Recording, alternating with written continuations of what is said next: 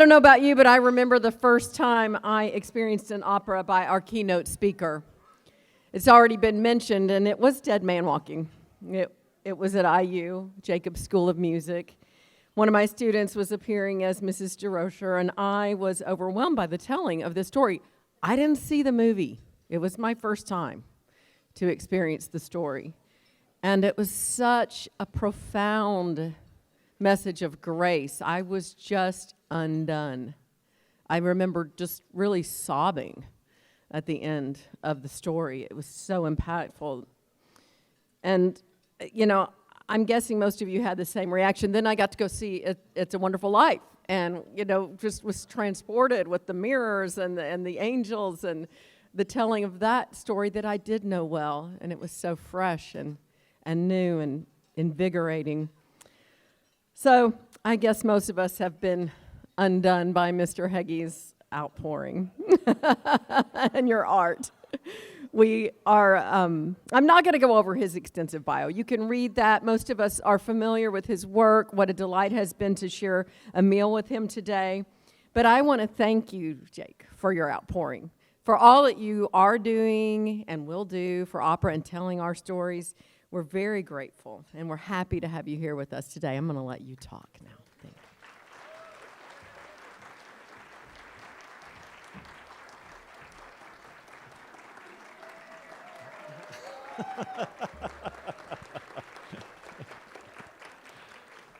Thank you. Happy New Year, everyone. It's really a joy and an honor to be with you today. I appreciate the invitation so much, and more importantly, I appreciate that you showed up. Well, you know, that's not to be taken lightly. Showing up isn't a little thing. It's pretty much everything. But, you know, what does it mean to show up in 2024? Got a little confusing the past couple of years, right? And to me, it's still a little confusing, but during the pandemic, it meant showing up online, and thank goodness we had that, and we survived, right? But we certainly learned that that's not really where it's at. The experience certainly led to some fun, impressive innovation that continues to grow and evolve. But to do the real work of music and theater, you have to be present. No one can learn it for you. No one can master your technique. You have to show up and do the work. And we need audiences to show up for the opera, because the goal, as you mentioned earlier, is to be in the room together, to feel the vibration. That vibration at the heart of it, the breath, the fire, the energy that inspires music, art, and creativity, because that's what it's all about, that exchange of energy and ideas, that constant circle, back and forth and back and forth. So we work tirelessly to perfect our craft so that we can give it away. And that seems counterintuitive, and of course we all need and want to be paid for our work, but in the end, it's about sharing it, setting it free, building and perfecting technique, collaborating, sharing a vision, exploring perspective in order to let it all go meaningfully and give it away. Because ultimately, it doesn't belong to just one of us. It belongs to all of us. And it's about connecting and building community. Music and theater are essential, and they are essentially optimistic. They are about the future. They're the very best of what we can achieve together when we open our hearts and minds to strive for something great and seemingly unattainable. That bar is set very, very high. And never forget that we walk and build on the sacred bones of hundreds of years of lives, work, ideas, and perspectives from all over the world. Much of it forgotten forever, but maybe it mattered in the moment, and what more can we hope for? We can't determine what will be embraced in the future, but maybe we can be part of the ripple effect. It's always a challenging time for the performing arts, but even more so since the pandemic years. Scary, actually. The arts require momentum, which floundered during the pandemic. I'm still sort of struggling to regain that momentum. Anybody else? Anybody else? See? Yeah. But we must rebuild it, and we have to crank that car back into gear. Oh, it gets harder and harder. And we've all experienced half-empty concert halls and opera houses, heard about funds drying up, companies at risk of closing. This is incredibly alarming and serious, but I want you to remember that it is also not entirely new. It's why throughout history we've always sought innovation, fresh voices and perspectives, new stories, sounds, and venues to astonish, attract, amaze, wake up, and shake up the audience anew, to let them in and let them fall in love with what we cherish so dearly. It's why and how new forms emerge and old ones evolve or disappear. But the opera world in particular made a huge mistake over the past century. We're talking 100 years ago. Whereas we always acknowledged that there were many audiences for other art forms, including pop, popular music, rock, jazz, musicals, plays, literature. Somehow it was decided ages ago that there was only one basic audience for opera, and the same works were done again and again and again. So the art form and the audience kind of calcified. It was becoming a museum in a very beautiful building. And new rep was only allowed into the professional world sparingly, often grudgingly. The bold exception was the Houston Grand Opera, which started commissioning new work in the early 70s, thanks to David Gockley and Carlisle Floyd.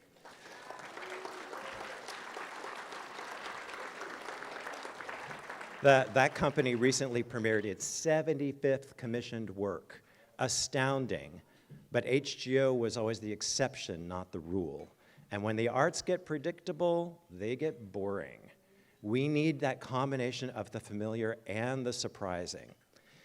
In colleges and in academia, when I was a student in the 80s, traditional opera was often dismissed and disdained because it seemed calcified.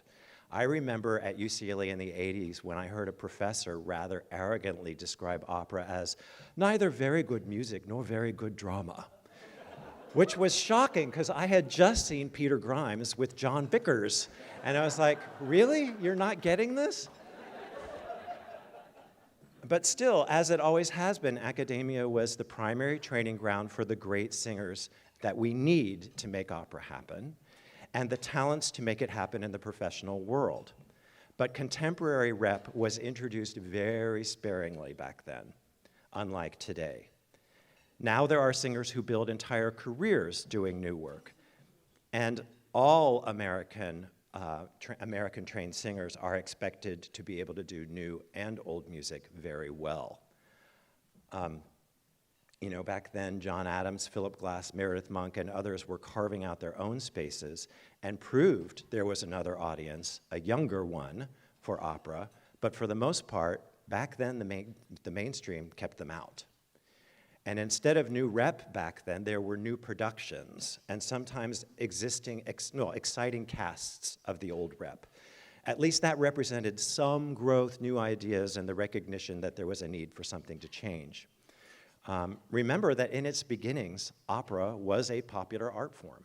Audiences weren't particularly interested in the works of the past. They wanted what was new, current, or upcoming. Who were the new composers, librettists, directors, performers? They chose well-known popular stories, myths, and legends. Later it was plays, novels, and so on. So an audience could show up ready to experience the musical and theatrical telling of that story. And it was acknowledged that there were many different audiences. Opera was not only embraced popular culture, it was in the middle of popular culture. And somehow it drifted away from that, almost to disdain popular culture. But now, opera companies are rather desperate to catch up and find those different audiences, and especially those younger donors. The younger ones who were ignored and who didn't get music or theater in school for the most part, because now the older generation that supported it is disappearing. New donors and supporters are needed, and bear in mind an opera house can sell out every single performance of its season, and that does not guarantee that the lights will stay on, because ticket sales account for only a relatively small portion of expenses. So all of a sudden, change is happening very, very fast. The Met is featuring new works, which is very exciting, but at the same time, it is having to cut a large number of productions and performances. Same with major opera companies around the country. Is it too little too late? Are we faced with an insurmountable crisis, or is this a golden opportunity for something vigorous, fresh, and bold? What will opera look like, sound like 50 years from now? Where will it be performed? Who will the stars be?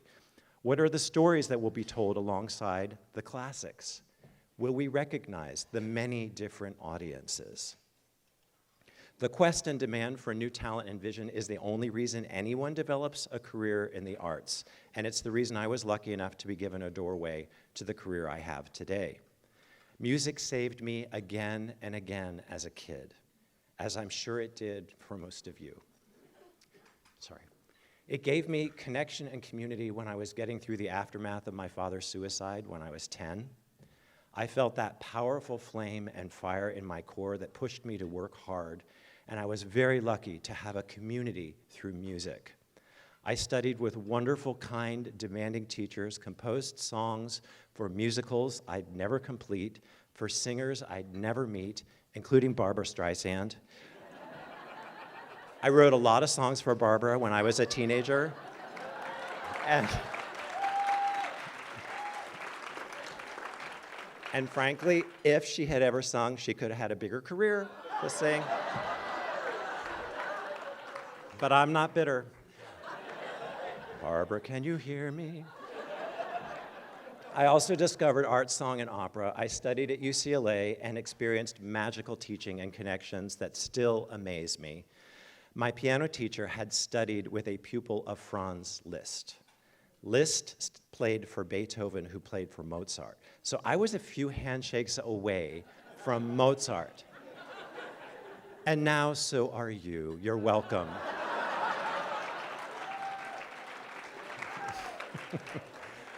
At UCLA, I was a page turner also for concerts by Isaac Stern, Itzhak Perlman, Kiri Te Kanawa, Renato Scotto, and unforgettably, Leontine Price. And I'd like to share a moment to tell that story, and apologies to those of you who might have already heard it.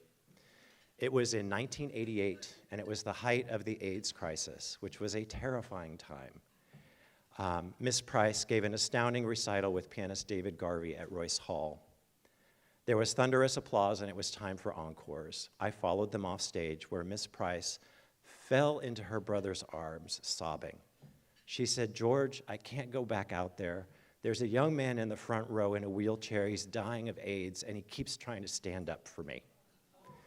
And her brother looked at her and said, "Then Lee, you go out there and sing this next one directly to him." She got very quiet. She found new strength.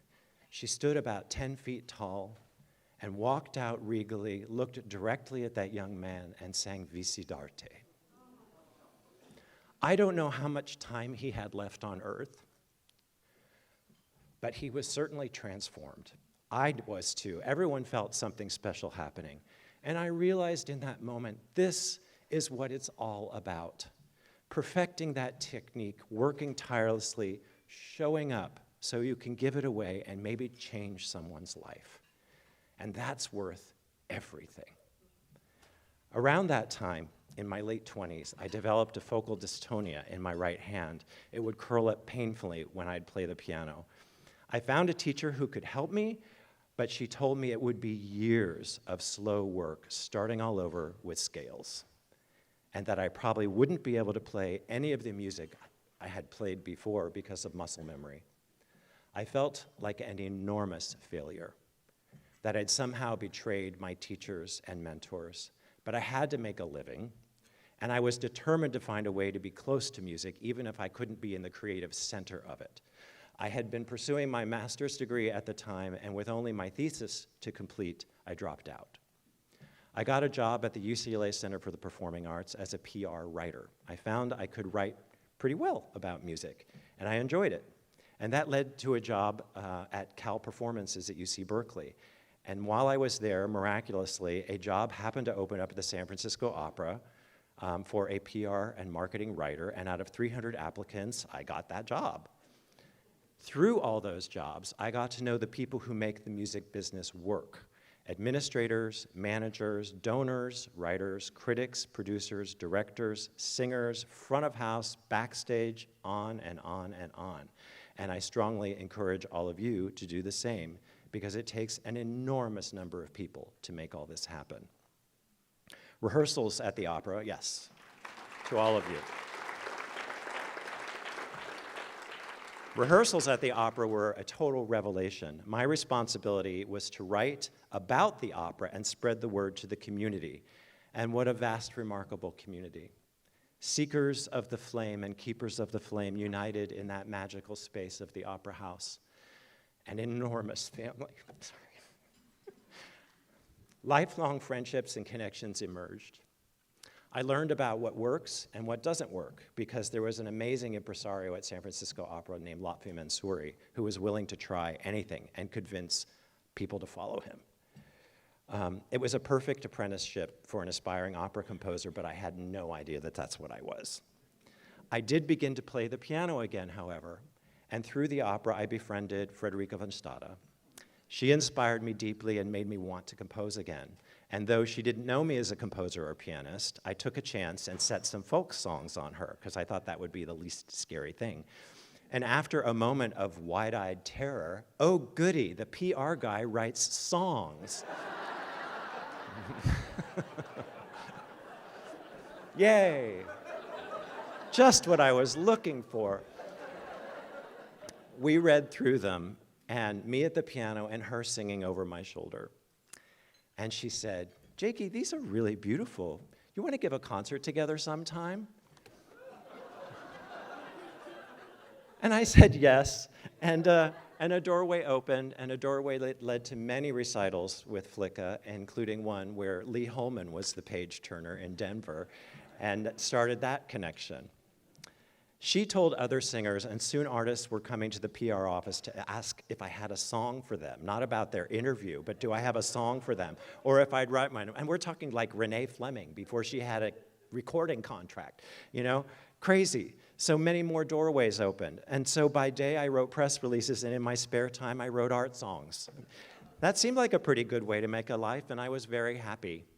But thanks to that general director, Lotfi Mansouri, the bold impresario at San Francisco Opera, he had begun to commission new works, including The Dangerous Liaisons and A Streetcar Named Desire. And out of the blue, he approached me, and he said, so you're writing all these songs for great singers, and they're performing them all over the world. Have you ever thought about writing an opera? And I went, no. No. I'd seen what it takes to put the whole thing together, and I just had never, I thought about writing musicals, you know, early on, but not an opera. And he said, well, I think you're a theater composer, and I want to send you to New York to meet Terrence McNally. We have a spot on the 2000-2001 season, and I'd like you two to think of an opera. People, this is very unusual, and especially back then. But that door opened, and I leapt through it. I met with the wonderful Terrence McNally in 1996, and a few years later, I was composer in residence at the San Francisco Opera, and we were working on Dead Man Walking. Natural progression, right? PR guy to composer in residence. It's about being in the place at the right time, and the magic dust just happened to blow that way. But even then, I remember, while I was composing Dead Man Walking, I remember opera patrons asking how I'd managed to attract great singers to do my work, because they'd heard that new music was bad for their voices. And I was like, oh, wow, these things just keep persisting. Anyway, the world premiere of Dead Man was on October 7, 2000. It was one of maybe 2 or 3 new operas that year. Now there are dozens of all shapes and sizes every season. Last fall, 75 international productions later, which is, again, total miracle, it opened the Met season in a new production. And when we were working on Dead Man Walking, that was not even in the realm of possibility, not a hint that that would ever happen, because of this calcified idea that there was one opera audience and you had to protect them from scary new things. So times do change, though very slowly. It's like the big ship leaving the port, opera is, you know, and you're turning the wheel, and you're turning the wheel, and you're turning the wheel, and after 10 minutes of turning the wheel, the ship goes, you know. Anyway, that first opera led to many other opportunities and many other doorways. And this last fall, a month after Dead Man opened the Met, My 10th opera collaboration, Intelligence, opened the Houston Grand Opera season. Oh, thank you. I know how lucky I am, and I work very hard because that's what we do in opera. We work really hard. We believe in possibility because what we do is about the future and all about possibility. Sidebar, during all those years from the late 80s to the early 2000s, one of my UCLA composition professors had kept urging me to finish my degree. So in 2005, 17 years after I dropped out, I went to UCLA, completed the paperwork, stood in line, and got my master's degree.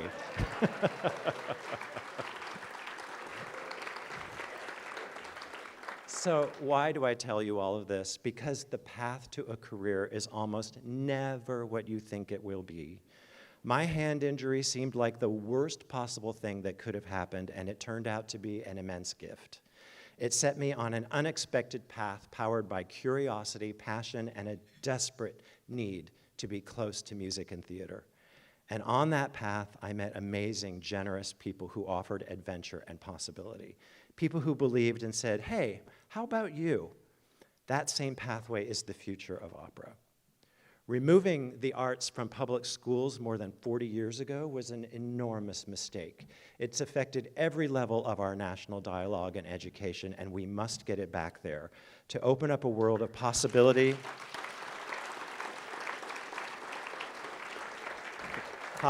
for young people, and to take us back to a healing dialogue, conversation, and connection, showing up for each other through ideas, invention, music, and theater, setting aside our differences to create something larger than any individual.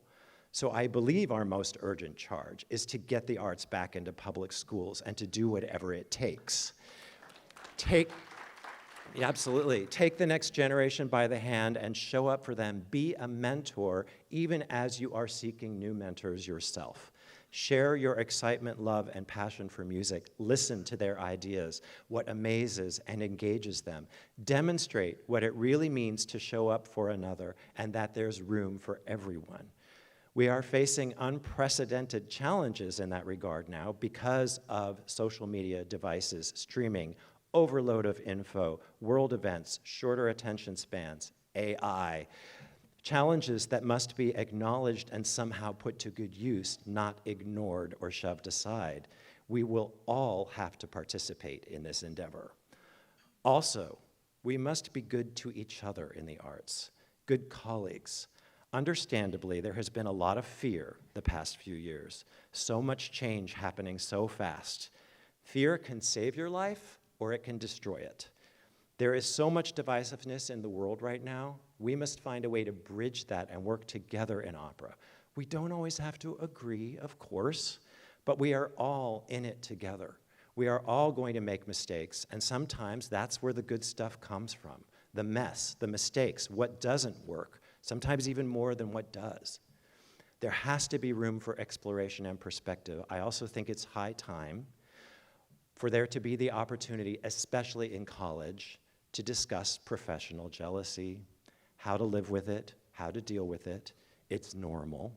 We all experience it through our lives and careers, but I've seen many promising careers implode and dissolve because of professional jealousy. There is a remarkable hunger for exploration now because people have again realized that opera is an enormously flexible art form. It always was.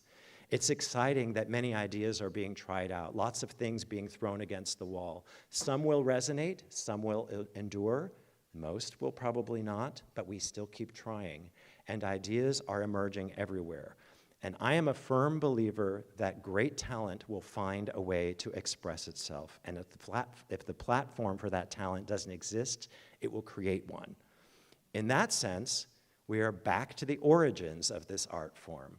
My good friend Patrick Summers, who's the conductor and music director at HGO, told me he thinks what's happening with American opera in this country is comparable to what happened in Italy in the 17th century. Trying it all out, exploring, inventing what this art form can do, making it our own, finding and building audiences, welcoming them in, an exciting time. Opera used to be popular entertainment, even through the 70s, 80s, and even into the 90s. Opera singers were sometimes guest stars on The Muppets. Cooking shows, variety shows, talk shows. Beverly Sills hosted The Tonight Show for a week.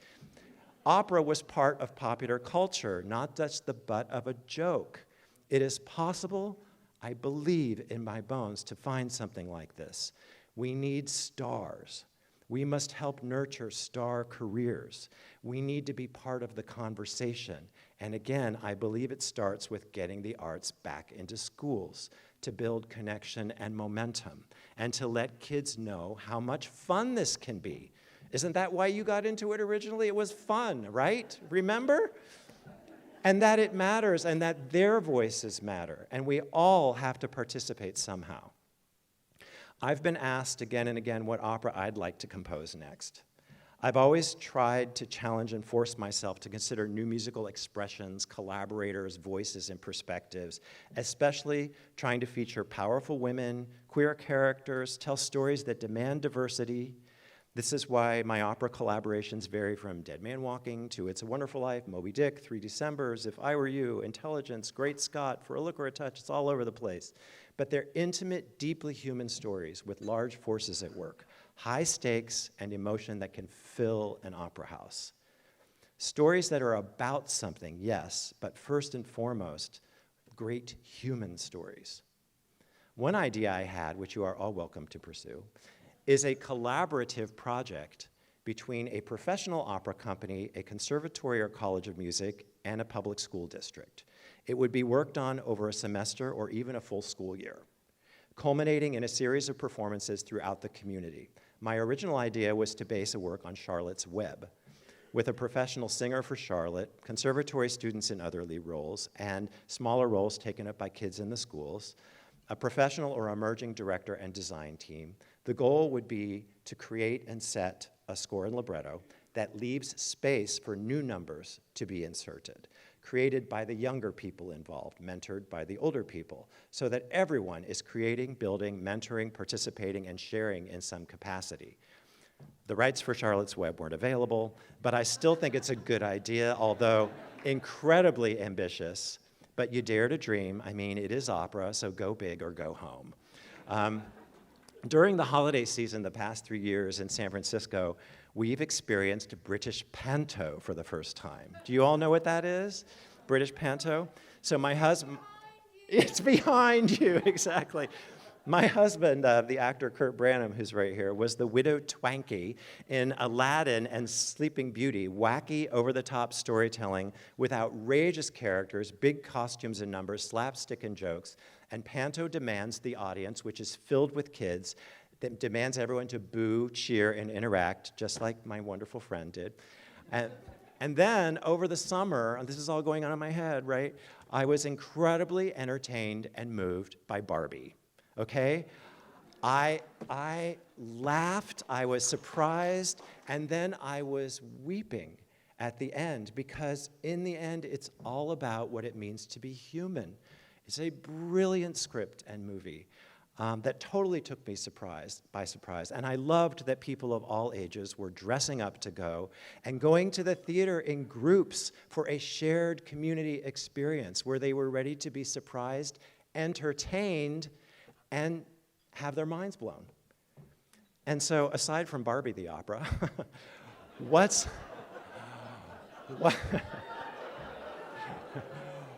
the story, the opera project, that would inspire that kind of interest from young people?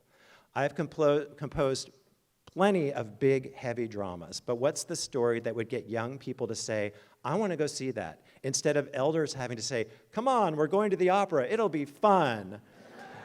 You know, so what's the thing that initiates it from the young people? Broadway and the theater world figured this out a long time ago. Lion King, Wicked, Aladdin.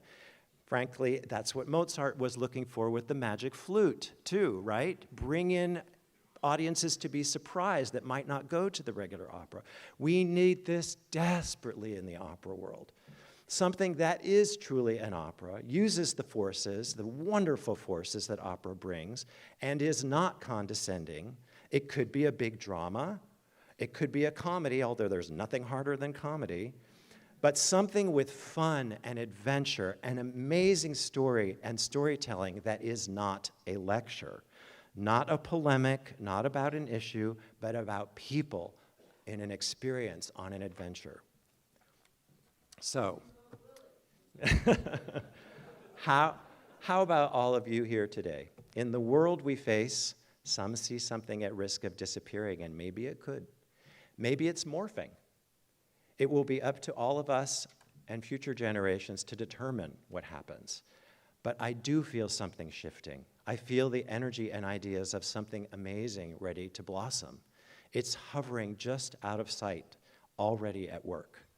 But the only way it will emerge is if we all show up.